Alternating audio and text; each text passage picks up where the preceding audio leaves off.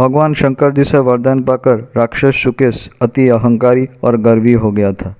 वो भगवान इंद्र की तरह हर जगह विचरण करता फिरता।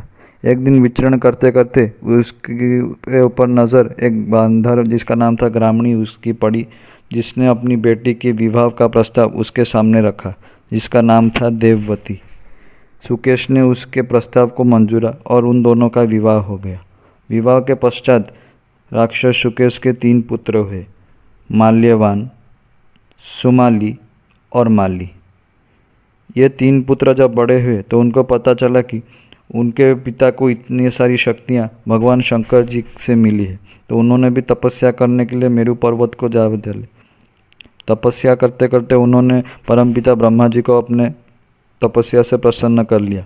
और जब परमपिता ब्रह्मा जी ने उनसे पूछा कि उनको क्या चाहिए, तो उन्होंने कहा कि हमें कोई परास्त न कर सके।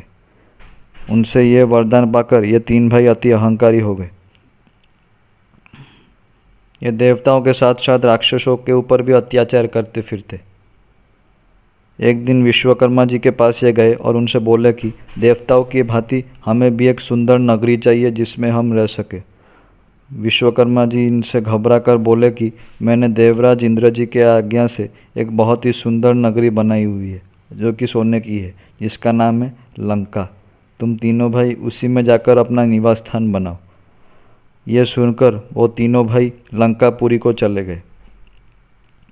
लंकापुरी पहुंचकर वो अति वैभवशाली हो गए और उनका विवाह नर्मदा नामक एक गंधर्व के स्त्री के 3 पुत्रियों के साथ हो गया, जिनका नाम था सुंदरी, केतुमती और वसुधा। विवाह के बाद माल्यवान के 14 पुत्र और 1 कन्या हुई। सुमाली के 10 पुत्र और 4 पुत्रियां हुई, जिनका नाम था राका, पुष्पोकता, केकसी और कुंभिनसी। राक्षस माली के 4 पुत्र हुए, अनल, अनिल, हर और संपाति, जो कि बाद में जाकर विभीषण के मंत्री बने।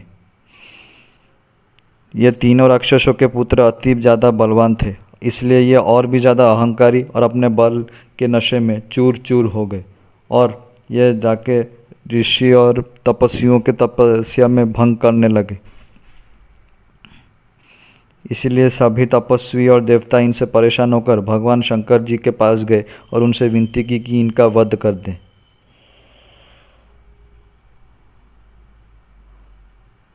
भगवान शंकर जी ने इनसे कहा कि मैंने राक्षस शुकेश के ऊपर दया की और इसी के 3 पुत्र ये माल्यवान, सुमाली और माली हैं, इसलिए मैं इनका वध नहीं कर पाऊंगा। आप भगवान विष्णु जी के पास जाइए, वही इनका वध कर सकते हैं और आपकी सुरक्षा कर सकते हैं। ये सुनकर सभी लोग भगवान विष्णु जी के पास गए, जिन्होंने उनको ये कहा कि मैं निश्चय ही इनका वध करूंगा।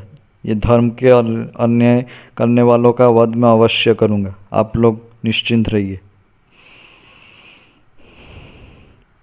यह बात जब इन 3 राक्षसों को पता चली कि देव नारायण उनका वध करने वाले हैं, तो इनको अति क्रोध चढ़ा और ये सारे देवताओं को मार डालने के लिए देवलोक पर चढ़ने लगे। और जब ये जा रहे थे तब नारायण उनके समक्ष आए और उनसे कहा कि पहले मुझे हराओ, फिर देवताओं को मारना। तो उसी के बाद इन राक्षसों और नारायण जी के बीच घमासान युद्ध हुआ, जिसमें कि नारायण जी ने कई राक्षसों को मार डाला और राक्षस माली का गर्दन अपने सुदर्शन चक्र से काट डाला। इसके बाद सभी राक्षस उनसे भयभीत होकर भागने लगे और फिर विष्णु जी ने उनका पीछा किया और कई बार उन दोनों में युद्ध हुआ, जिसमें कि विष्णु जी ने देवान राक्षस और उसके कई पुत्रों को मार डाला और बचे सिर्फ सुमाली राक्षस। इसके बाद सुमाली राक्षस अपने बच्चे कुचे परिवार के साथ समुद्र के अंदर निवास करने के लिए चले गए और लंकापुरी को यक्षराज कुबेर ने हत्या लिया और वो वहीं पर रहने लगे।